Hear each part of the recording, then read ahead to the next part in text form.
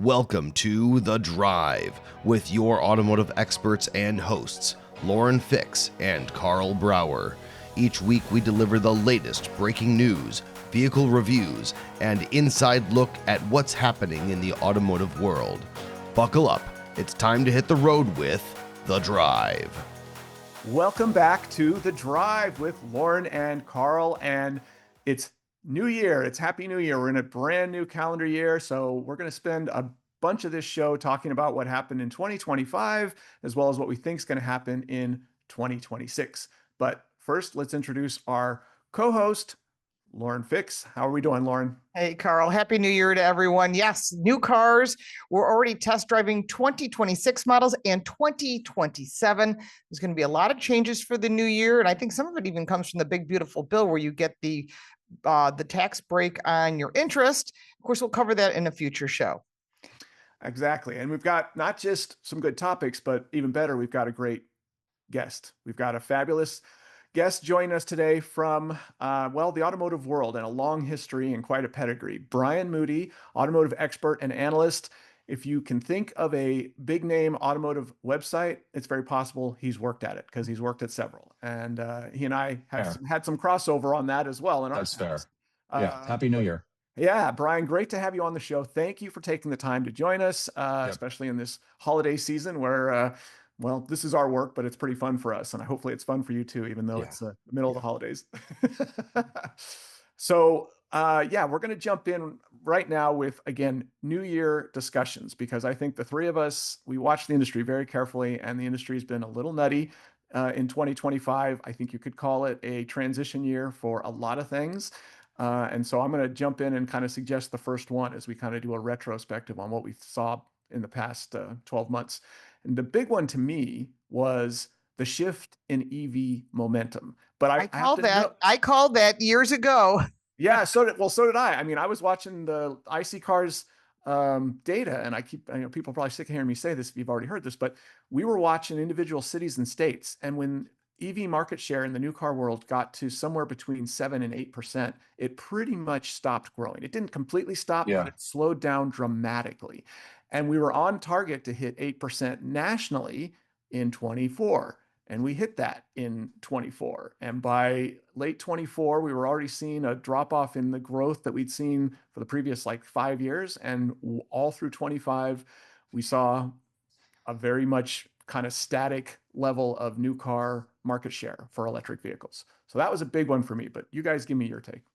Go ahead, Brian. I think, and welcome back to the show, by the way. Brian is guest, our first return guest. Thank you for having me. I enjoy doing it. So thank you for having me. The one thing that I don't understand about the electric car thing, and very little of this is about the actual cars, right? Like the actual cars themselves, some of them are quite good. Mm-hmm. The Hyundai, the Kia, even some BMWs are quite good.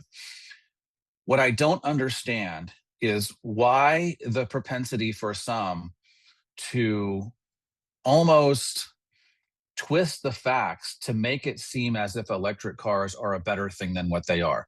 You know, in certain counties in California, the Bay Area, for example, Silicon Valley, Santa Clara, San Jose, the take rate on electric cars in terms of new car sales or ownership can be as high as 35%. But that's not what the rest of the country is doing. So what I don't understand is why people use those outliers and saying, well, yeah, but it's going to get there. Like we have to, and I don't understand what their dog in the fight is. Why do that when it's clear that electric cars have value and many cars like them, but it's not going to be right for everybody? I just don't understand that part. Oh, I can make a call on that.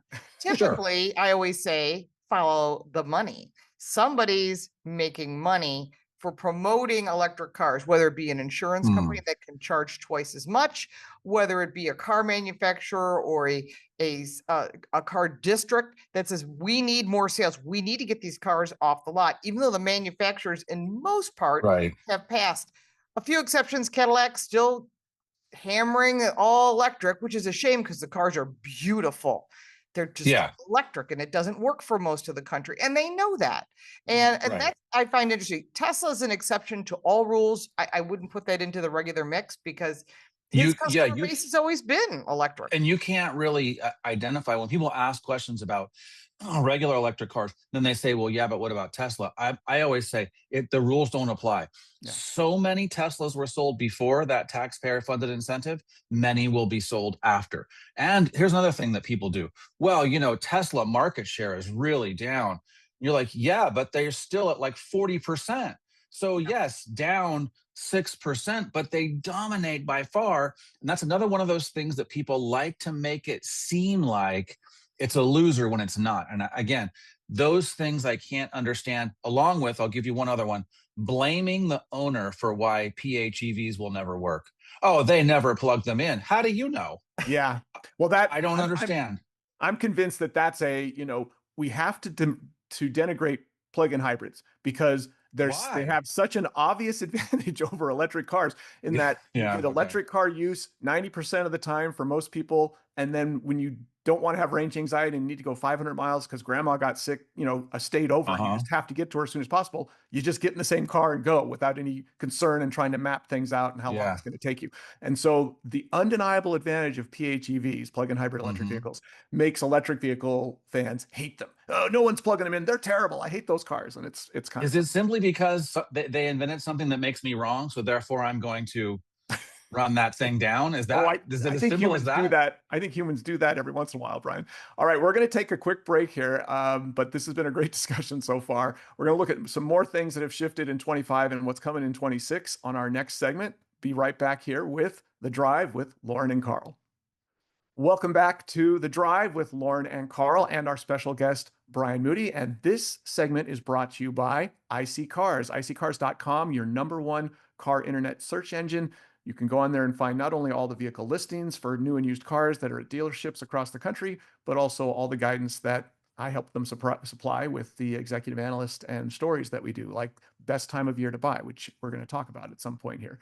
But what we're going to talk about first on this episode is this electric car thing. We were just finishing up with it. And I think what's important to keep in mind now that we've talked about that the momentum shifted in 25 is that what are they going to do in 26? There's no more EV incentive.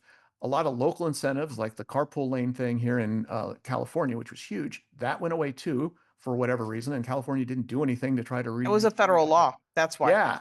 Yeah. And California didn't do anything as a state, either to come in with their own state-based incentive because they're supposed to be so supportive of EVs, or their own carpool lane thing. No, Newsom bailed on that, and no more $1,200 credit for an electric charging station. That is out the door. Also, if you wanted to put one in your home, remember, if you did, please tell your insurance company so that you get coverage in case something happens.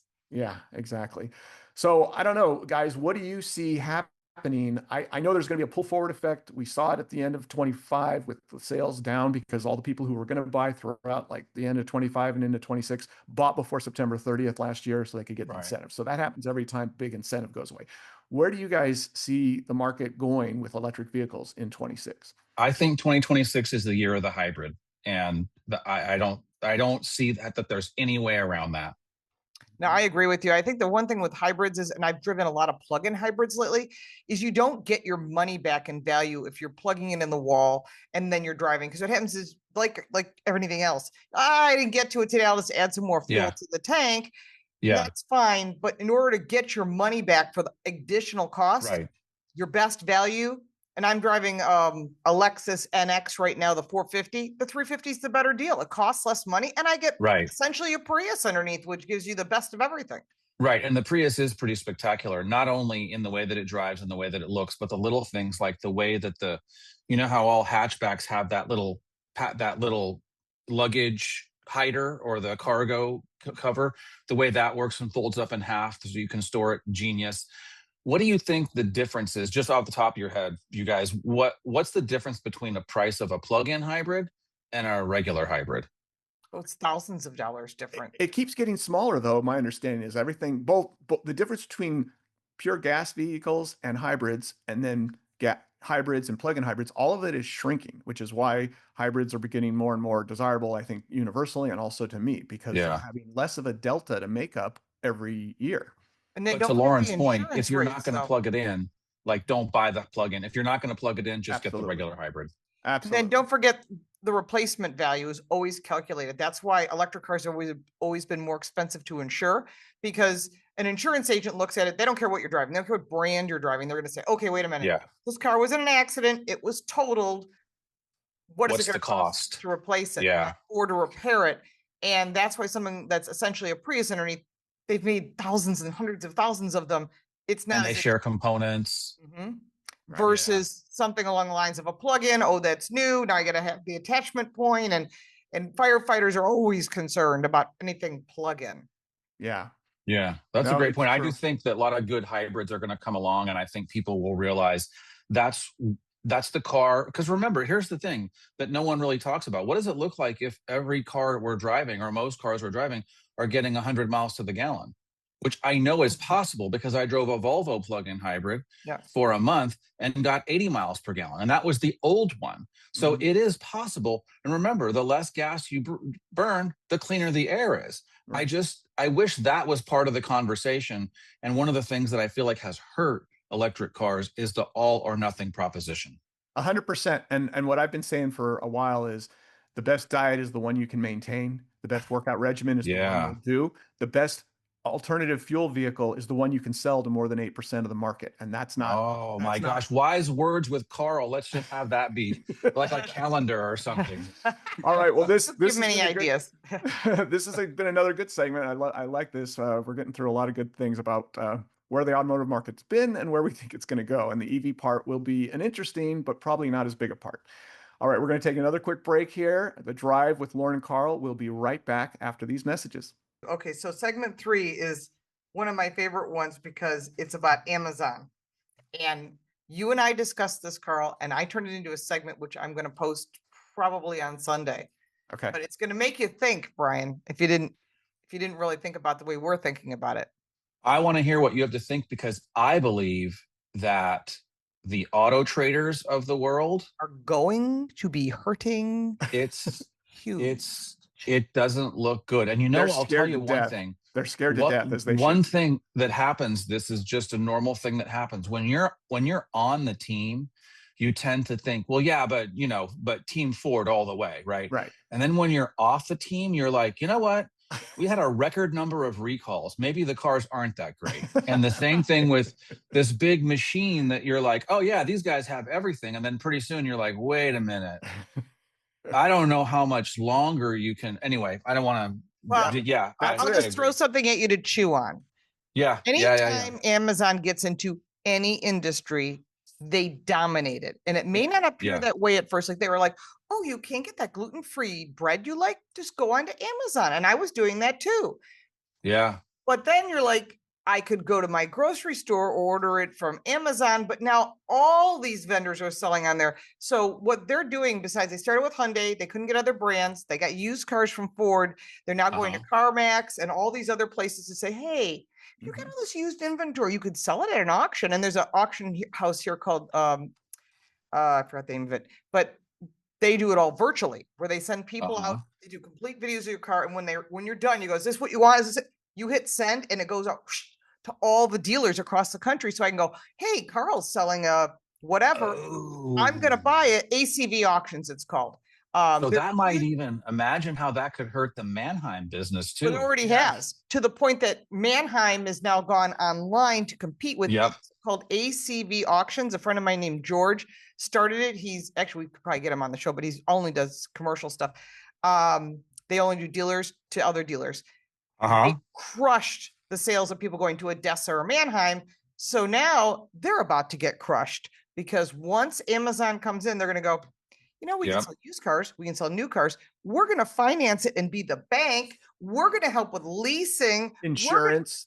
We're going to do everything so that you go one place. You want to buy a F-150. You go on, you look at, look at that. Brian lives near Atlanta. Here's your geo tracking. Here's where you are. Yeah. So you're like, well, they can't sell cars. You have to go to a dealer. And do you know they go to every single state and buy a dealership for every brand, because that's like cannibalizing. That's cannibalizing Cox's whole business model. Do you know that they have a floor planning bank? Yeah.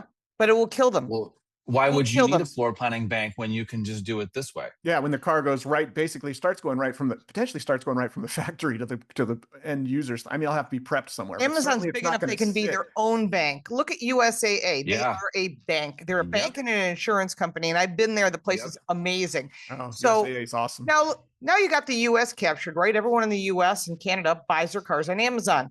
They do the delivery, everything. You don't even have to go to a dealer unless you need service, right? Why can't we do that on a global basis?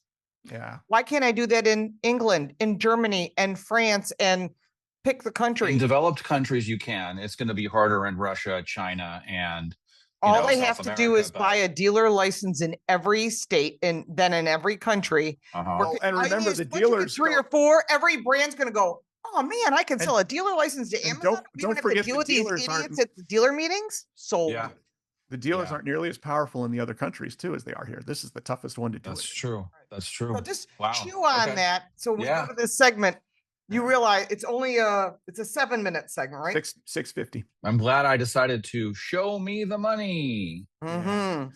Yeah. Yeah, I'm just going to tell you every single company, Yeah. Edmunds, Cars.com, Car Gurus, everybody who lives off the referral business, there's billions of dollars changing hands.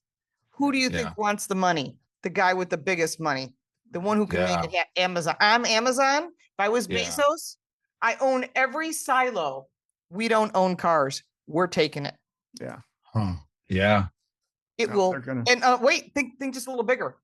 No more reviewers. If I'm Car Gurus and I'm hiring people to do reviews, I don't need them. I can't even afford to keep the lights on because I don't have my referral cash flow. I don't make money off of reviewers. Mhm. Well, I already Gone. said this. The fact that Kelly and Cox laid off 29 people and hired 31 They see it people, coming. mark my words, there will be at least a 40 to 60% re-layoff of the content people at Cox Automotive in less than a year. Before the end And of that's- 26, up to There's half gonna of be the a lot people they less of just us. hired will be gone know. again. So, and I if think you did within get the 2 years, Amazon owns the whole industry. Yeah. And those of us, like Wow. the 3 of us who are independent, will still be able to make money. Well, because we can do, like I keep telling people, if all you do is write about cars, if that's your job, if your job description, I write about cars, do you do Good luck. analysis? Do you do media hits? Do you do data? Can you do Just us No, chickens. I just write about cars. Well, have you seen AI? Have you heard of AI by any chance? Right. That's why I do Yeah. Car Coach reports and I put a lot of spin on it because I tell people a lot of stuff they don't get because you live solely on car reviews, you're going to die. They're going to have nothing. Yeah. The brands are going to go, why do I need to give you stuff when I got Amazon? Someone wants an SUV, I'm going to give them all of them on the right side of their homepage. They're going to go, huh, we should buy a CRV. Done. Yeah. Yeah. They don't You're need right. car reviews. It's all going to be You're AI right. generated through Amazon. And trust me, he knows what he's doing. Yeah. Hmm. All It'll be righty. interesting. So let's All right. do it. I'm just enlightening you on the Lauren Fix perspective. I hear you. All right, ready? Okay. Welcome back to The Drive with Lauren and Karl. I'm Lauren Fix. This segment brought to you by Car Coach Reports. If you're thinking about buying a car and you really want to know the story behind the industry and what's going on and how it's going to impact you, that includes government regulations, check out Car Coach Reports on YouTube. And all of my car reviews are on Car Smarts on YouTube. Now, we've got Brian here, and we've got a really interesting subject we were talking about in between the break.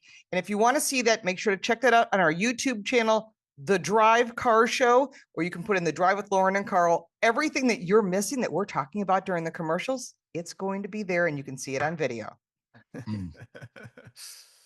Yeah. So one of the things we talked about during that break was the shift of car selling from traditional dealers to, well, we already saw it go digital, and both Brian and I were at Edmunds in the early 2000s, and that was this big deal thing. Come on, people are really going to shop for cars online. You got to go in person. Well, I guess Carvana and about 20 other major car sites out there, including IC Cars, have proven that that wasn't true. But now we see another evolution coming, and it's been in the works for a while, and that is a large online retailer, say, I don't know, Amazon. You've probably heard of them.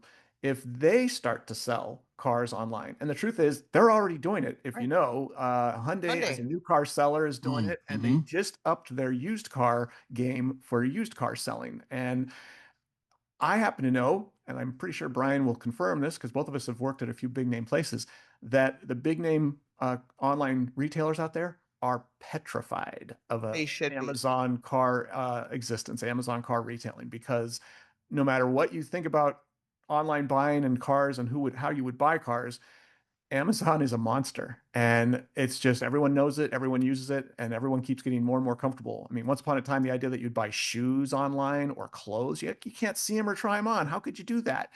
Now the idea, I got to go to a car lot and test drive the car, or Nobody or likes you that don't, experience. or maybe you don't, right? So, yeah, what do you think, Brian? Younger, this is one thing that I would say as kind of a counter to what you're saying, is that younger buyers have said that they do like the in-person experience. So the Gen X and millennials definitely are more into just buying it online. Like just the other day, for the holidays, we were looking to get a new TV for our guest room. So we made up a guest room. We didn't need it for what we were using it for, and people could sleep there. And we were like, hey, we could put a TV in that room. And we didn't even go to Best Buy. We didn't even go to Target. We didn't even go to any of those places. We just went online and ordered the TV, and it arrived the same day. So I think that that has a strong pull for some people, but there's younger buyers that maybe they know less about cars than you or I. They don't know transmission, brakes, tires, and they're probably going to want it in person. But I do think overall what you're saying is going to impact the business, and that dealer footprints might shrink, inventories might shrink, because you want to serve both at the same time. Right. Yeah. That's going to shrink the size of dealerships, because remember, dealerships get Yeah. referrals. So a lot of these companies out there, some you've worked for, some you've maybe seen online, and they refer to, hey, you want to buy this new Chevy truck, go to so-and-so Chevrolet, and then there's money changing hands. And in the bigger picture, it's billions of dollars, maybe not that much, but certainly millions. And that money is something Amazon sees as another funnel, essentially, for them to say, wait a minute, we can own this, we can finance, we can do everything but service it. We'll let the dealers have that. We don't want to be wrenching on cars. And that may be what they're going to be left as service centers. Well, and don't forget the dealers are very powerful in this country, as we know. They've got a bit of political power, maybe a little more. A lot of lobbying. Yep. And so they're not going to like just let this happen at all. But Amazon is smart, and Bezos and these guys are smart, and what they're going to do is they're basically going to say, oh, no, we're not taking you out of the equation. We're incorporating you into a better equation. And that's what they're going to do. And that's why used cars is easier, because used car sales aren't nearly as controlled or dominated by the franchise laws that dominate new car sales. So that's why typical Hyundai, very cutting edge company, they're willing to give this a try. And they've basically told their dealers, you have to work with Amazon.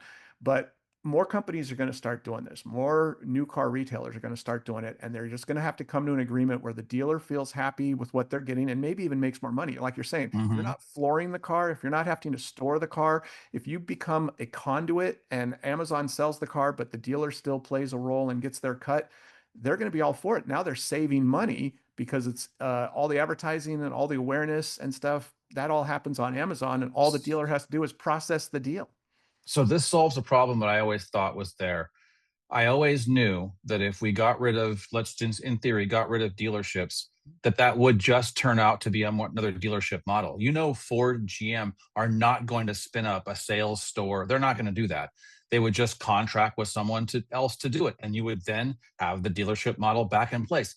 Until now, which is what you're saying is, if what you're saying is true, they've found their conduit. They're kind of in between. They don't want to sell cars directly. They got plenty of things to worry about. Geolocate you and send you to the local dealer. Too expensive for them to do it themselves. They got your IP address. Yeah. And the technology and its ability to streamline this system, as it has so many other things and all. And what we were talking about during the break, and we can, that's going to be interesting, is how it affects all the other things, whether it's the servicing, whether it's the reporting. I mean, all three of us have spent a lot of our lives writing automotive car content, but well, how will that change? We already know AI, right, guys? That's already doing a frighteningly good job of writing basic content about cars. Yeah. And the average person, if they're especially not a car person, I just need the basic info about this car, and then I'm going to go buy it. AI can already do that. Now you've got that set up next to the right photos and information about the car and where it is on Amazon. you're kind of all done. And a lot of people who were in the car business for the last 50, 80 years, they're kind of obsoleted and they're not necessary anymore. So it's going to be an interesting time frame. It's yet another kind of evolution, and we're going to probably see more of it. Yeah, we're going to see more of it in 26. So we're going to take another quick break, and we will be right back on The Drive with Lauren and Karl. All right, welcome back to The Drive with Lauren and Karl, and with our special guest today, Brian Moody. You got three automotive experts with probably about, I don't know if I should admit this, are we approaching 100 years experience between the three of us? I would say more like close to 100 plus. Yeah, I've been doing this like 40 years. Now you're making me feel old. I know. Well, I've crossed the 30-year mark, so we got 70 right there. But I'm last because I did something else first. I okay. did local news before I did car stuff. So it might only be like at 93 or 4 years. A lot of years combined. So I think that's good, because this next topic is all about perspective and understanding what really matters to car buyers and car drivers. And I don't know sometimes if the automakers ironically understand that as well as people like us. In this case, they're talking about very basic functions that have either been in cars for a long time or have been in cars more recently, but are completely embraced by consumers. The first one would be AM and FM radios that are now at risk of not appearing or being included in the basic standard equipment of new cars. And some vehicles are already doing that. I think Tesla is one of them. Then there's Apple CarPlay and Android Auto, but Android Auto isn't at as much risk because it's kind of the Google-based Android system that a lot of the car companies are moving to anyways for their interface, so that you kind of still get your Android incorporation no matter what. But Apple CarPlay, Apple's got kind of a lot of market share in the phone and most popular phone.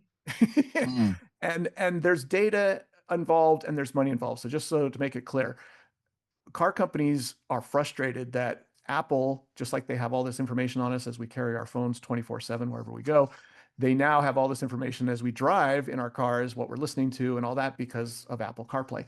And we like it because it just is our so seamless reproduction of our phone interface and everything that's in there. So it makes great sense for consumers and drivers, and everyone loves it, except the automakers who aren't seeing all that data and can't be data mining like Apple does. So now some of them, General Motors being the most dominant or largest, are threatening to pull Apple CarPlay now that it's been well established in a lot of their cars, to not include it anymore and have their own, as they like to say, superior system. And real quick, I'll shut up quickly here, but the one other thing I want to say is I always love it when someone says something is going to be better than something else, and then they kill the other thing, the other else that they're supposed to be better than. Is that new Coke? Is that a new Coke thing? Well, I mean, my dad always had the greatest example in Denver. I grew up in Denver, Stapleton Airport. Then they built this complete political boondoggle, long story, on Denver International Airport out on the Eastern Plains, where the tornadoes always hit further away. A terrible, terrible idea on so many levels. And as my dad said, yeah, you know how good the new airport is in Denver? They had to destroy the old one to make sure no one would go use it and all. You know, how good is GM's new interface going to be in their cars? So good they have to destroy Apple CarPlay and make it unavailable as an option and all, because theirs is going to be so good. So anyways, what do you think, Brian? That's my take. I've always wondered what the argument was about, because I'm still in the old school mindset of you should be giving consumers something of value, not always looking to extract value from dealers and consumers and other places. Like if you, in my experience, this is how content has gone. This is how programming goes. Give people something of value and you'll make money. If you're genuinely giving them something of value, you're going to make money at it. But those companies, and we could name many, where they're only looking to extract value from the consumer, they're only looking to harvest money from dealers, that's not going to be successful. So I've always had a hard time wondering, what is the big harvesting they're trying to get out of Apple CarPlay? My guess is that they have some big thing that they want to sell, and now it's a platform for all the subscriptions that they want you to purchase. That's my guess. 100%. Because what else would it be? Because when you look at just the graphics, like just look at the graphics of an iPhone or of Apple CarPlay, and then you look at the native experience oftentimes the native experience in a car is just so dopey and corny. Who would even want it? There are exceptions. Volvo and Toyota, I think, have a nice looking interface and they work out well most of the time. I can remember looking at Nissan's interface and thinking, I like the old one, like where it was simple, right? And Yeah. so, Nothing's but simple anymore. But GM and Ford are ones where it's like, it's not appealing. I don't want to have to pay for every single thing. The Apple CarPlay matches what my phone does. I don't know. I hate to be so cynical as someone saying like, "Oh, they love it. Let's stop doing it." Well, you know what? I think that what people don't realize is when they put Apple CarPlay in, Apple's getting paid because their software is going into a car. So it's either a one-time payment or a usage fee across the lineup. So I assume that Android is also collecting money, but AM and FM is nothing. They put that in and there's no money changing hands. That's owned by the federal government. And so what people don't realize, removing AM radio means you don't get your local sports, your local communication. When the weather's bad and I live in Buffalo, the first thing we do is go to AM radio. You go to a talk show, like a news talk, and you listen for weather reports because you're going to get people calling in saying, "Oh my gosh, I'm on the 33. There's a really bad accident. There's an ambulance or whatever it is." And also your kids in high school. Do you want to listen to those high school sports? You're not going to get them anywhere else. And that's why it's really important. And I think this is what they're missing. And especially like in bigger cities like New York. I have a friend who's Cuban. She loves her Cuban soap operas. You don't listen to them on AM radio. She goes, "I listen to them in my car while I'm driving." And she loves it. She can't So when you take away choices from people and you force them to say, "Well, you can use your phone." Now, we've all used our phone. If you have less than 2 bars of service, it doesn't play. And that is extremely frustrating because I don't pay for Sirius XM anymore because it got super expensive. We're not on Sirius XM, by the way. Maybe we won't be. But I think that when you look at how much that costs, you think, well, I'll just use the app, right? I just need it for one car and I'll use the app, which is great unless you don't have service. Things to think about. No, I think something like 80 million people still use AM radio in the US. Yeah, we're on AM radio and FM. So I'm gonna do a callback to your reference to electric cars in Silicon Valley, right, Brian? It's like there's all these people in various locations. It's like they're on Sirius or they're on iHeartRadio or something like that, and they're like, "Why do I need an AM FM?" And it's like, well, I know in your world that doesn't seem like that big a deal. You're not the only person. Not everybody lives like you do. It's sometimes hard for people to grasp. There's a whole middle part of the country, and these radio stations, terrestrial signals, are still big parts of their life. We should all move to San Diego. Let's move to San Diego, all of us. Just move to the right city. Everything will be fine. Yeah. All right. What are you guys living in Kansas for? We're going to take a break. We'll be right back with more on The Drive with Lauren and Karl. Welcome back to The Drive with Lauren and Karl. This segment brought to you by Issy Tire Socks. Winter roads, well, you need to get a grip with Issy Tire Socks for instant traction on snow and ice. And they're easy to install, just like a pair of socks. Keep them in your trunk and be prepared. Available now on Amazon and Walmart. Issy Tire Socks. That's ISSE, really Issy. Okay, so a lot of people have been asking and sending us messages through social media saying, when is the best time to buy a car? And it's important because the end of the month is still always a factor, but there is some additional information that Karl has gathered through his big data at IC Cars. So Karl, tell us about the study that you just did. Yeah, we've been doing this for a couple of years, and it's always fascinating because it follows logic that if you just think about it, but we've got the data now to confirm it, which is, as I like to say, a very simple rule. The lower the average ambient temperature is across the country, the less you pay for a car, and vice versa. The warmer it is, the more you pay. And it makes complete sense when you think about it, right, Brian? I mean, think about it. It's January 3rd or 4th. You've just finished spending a bunch of money on holiday stuff. You've probably been traveling, had to either schedule travel or get to and from family and friends' house. Time off work. Yeah, maybe you had a bunch of end of your bills to pay, and it's cold outside and all that. Thankfully, we've just talked about the Issy thing. I thought it's perfect that you want these tire socks for your cars because it's not as easy to drive in the winter. Well, just like that, it's not as easy to walk around a dealer lot in the winter when it's snowing on you in a lot of the country. So all these factors, and again, even where it's warm, you still got all the other things, the holiday costs and the travel and all these other things. So and other things that you want to be doing, honestly. Right. It's just most people's mindset isn't, hey, it's the middle of the winter, I'm going to go buy a car. There's just so many other things that are usually on your mind. dealers know this. They see this. Their foot traffic falls off a cliff this time of year. So guess what they have to do to try to turn that around? Lower their Incentives. prices. Yeah. They Yeah. lower the cost. And what we did at IC Cars is we just looked at how long, what is the average market price for a given car, and how many cars that are out there are listed at least 10% below that, what we would define as a good deal. And you can find a good deal on July 4th, which is, by the way, one of the worst times to buy a car because you're in the middle of the summer. But even then, you'll find some good deals.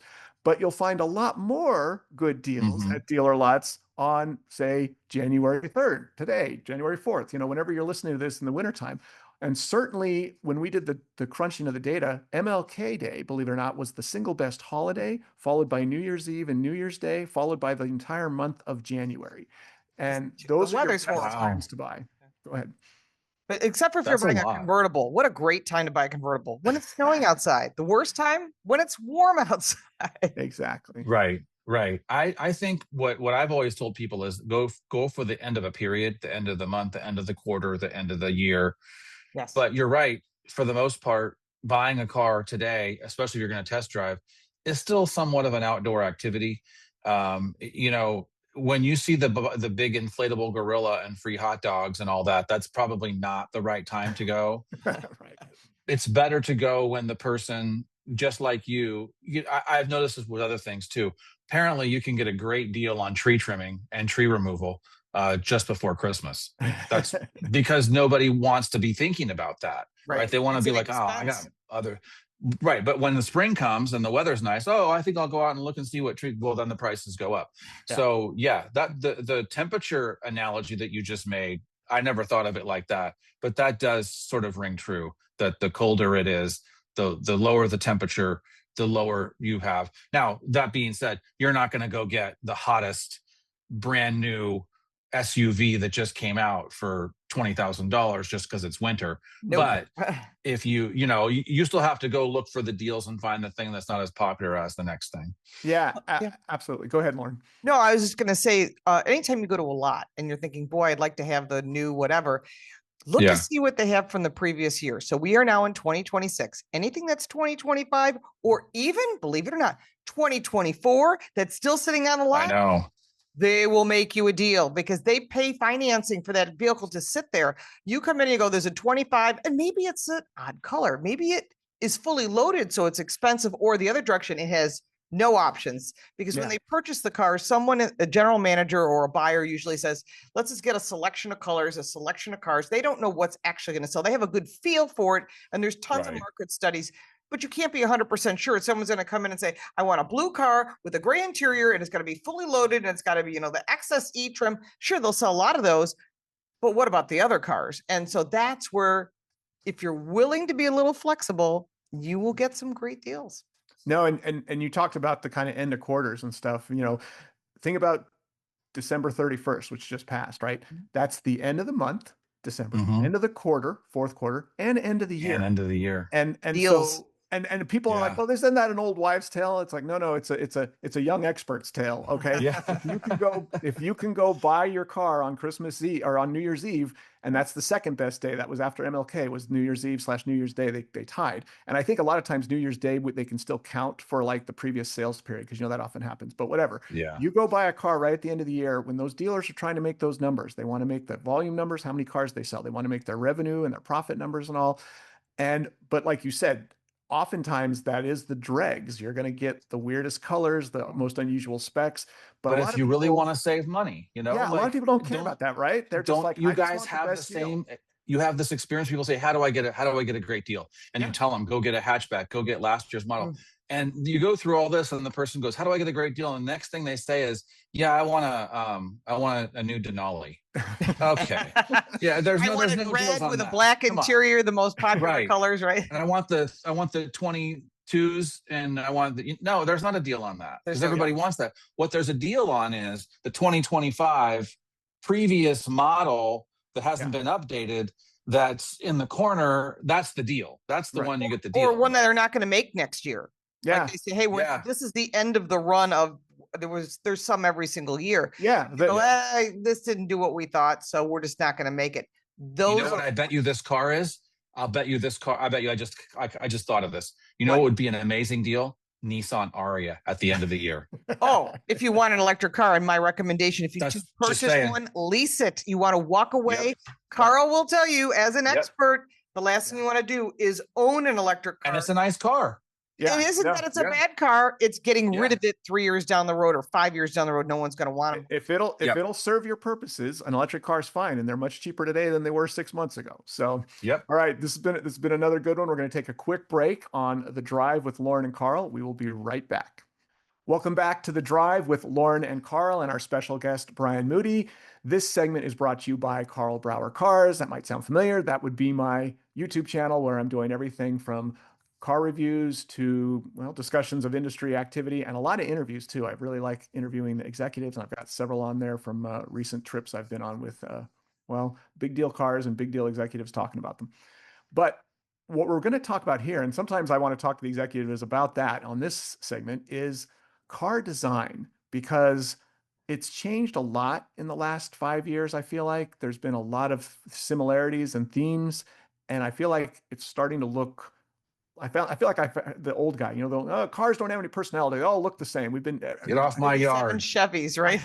I think if you're over 50, you're required to have that opinion. But I really do think that they do all look the same, and it's kind of depressing and all. And my only guess is that, among other things, there's the very aggressive EPA standards that require higher fuel efficiency every year forces a certain amount of similarity, because there's only kind of the one most aerodynamic shape. In theory, every car could be the exact same shape if they were all going for maximum fuel efficiency. And I feel like they're kind of being pulled that way because of fuel efficiency. But you guys tell me what you think. There's crash testing too. But here's my quick theory. I always thought if you brought a Martian from outer space and showed him a car from the 30s, 40s, or 50s, or 60s, they could tell which ones were the expensive one. A Martian that's never been here, doesn't know brands. They could tell which ones are the expensive ones or which ones are the cheap ones. Today, I don't know that you can. I just feel like there was a point in time where it went from, I can't tell a Civic from X Jaguar X type or whatever. Take your pick. Yeah. I think that's too bad, because I think there are some compelling designs and there's a lot of good work being done, but not many of them stand out.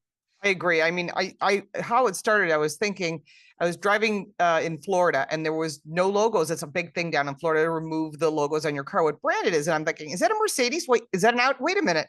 It's a BMW. And it really caught me off guard. And I realized when you go through a parking lot, you're coming out from the grocery store and you're looking for your vehicle, there's a billion SUVs and they all look the same, like jelly beans or potatoes. And the only exception I would say would be like Genesis. They've done a great job with their 2-stripe headlight, tail lights, and you can tell a Genesis, and it looks like a Bentley coming down the road. I mean, and there are cars that are quite spectacular over the years. And I think the reason for the jelly bean design is aerodynamics and crash tests. Yeah. But the rules have changed. EPA rules have changed. So hopefully we'll see some new designs, which kind of brings me to what's the iconic cars that you go, that car, that's all about design. Karl, what do you think? Well, it's funny. If you're going to say iconic, I always have this kind of thought in my head of the 10 best looking cars in the history of the automobile. And I never try to rank them because they always move around in my head, but they're all in the top 10. And, you're going to be familiar with this, Lauren, too, but I still feel like, for instance, the 2005, 2006 Ford GT is one of the most iconic designs ever.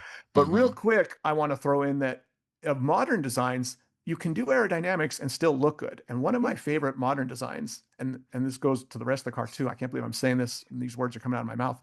I'm a huge Toyota Prius fan. I think that car looks good. Yeah. I think the starting price on it, the kind of mileage that fuel efficiency you get out of it, the driving dynamics, it's much faster. I look at the Toyota Prius and I'm like, man, unless you need 3 rows of seats and to carry a lot of stuff, I don't know why anyone is not buying a Toyota Prius. But that's because no power in my book. But that's another story. This is what I think they said at Toyota. We got to get some Model 3 customers. Do you notice that on the Prius, even the lock sound when you lock it sounds different? Even the blinker sound when you put the turn signal on sounds different. If I were picking a car right now, modern car based on design, I love the way the Cadillac XT6 looks. The SUV. Cadillac does some nice design. I have to say, I think that's a really Cadillac is great looking car. Yeah, and also any of their black wing cars or the big, just great looking. Okay, round robin. Pick your favorite iconic design car, Karl. Of all time? Of all time, you could that is it. What is it? A 67 275 GTB Ferrari. I just think that car is Ooh. gorgeous. Very nice choice. How about you, Brian? BMW 507. Oh, Mhm. gorgeous. Yeah, super expensive, but great looking. I'm still a 911 fan because it always stands out. But I saw a Lago Talbot at the Gooding auction. It went for like $47 million, but it was so spectacular. It was a piece of art. It was like French art. It was enough to make you just melt. And I covered this on my Car Coach Reports channel. If you want to put in your opinion, go to our social media for the Drive Car Show. Put in your favorite car, your favorite iconic car, because we want to hear from you. We love your feedback. Excellent. Well, this has been another fun episode. Thank you for joining us, Brian. And thank you. Thank you for making the show so much fun to talk about all these topics. We will see you all next time. Thank you for joining us, listeners, on The Drive with Lauren and Karl. You've been listening to The Drive, your trusted source for the latest car news, expert reviews, and real insights into the automotive world. Thanks for riding along with us today. You can check out the entire archive of every episode on our YouTube channel, The Drive with Lauren and Karl. Be sure to subscribe so you never miss an episode, and join the conversation by leaving your comments. We love hearing from you. Until next time, stay safe, enjoy the ride, and we'll see you right back here on The Drive.